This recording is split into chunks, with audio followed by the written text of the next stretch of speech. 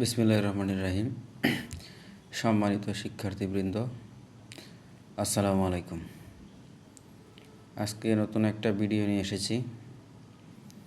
এখানে লেখা আছে, সহজে কোনো সংখ্যার পার্সেন্ট কিভাবে বের করবেন। ৫,০০০ এর 14% আমরা কিভাবে বের করব। প্রথমেই এই ৫,০০০ আর 14 কী করে গুণ করে ফেলব। এটা গুণ করার সহজ টেকনিক, ৫ 14 70, আর ৩টা শূন্য আছে, ৩টা শূন্য বসালাম, তাহলে কত হলো? ৭০,০০০। এখন এদিক থেকে 2টা ডিজিট সামনে একটা দশমিক দিব, তারপর যে সংখ্যাটা হবে সেটাই হচ্ছে ৫,০০০-এর 14% ৭০০ টাকা।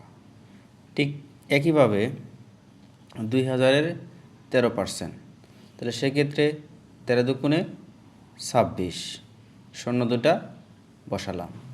যেহেতু পার্সেন্ট বের করতে বলছে, 2টা ডিজিট বাদে আমি কি করব, একটা দশমিক বসাবো, সেক্ষেত্রে হয়ে গেল 260 টাকা।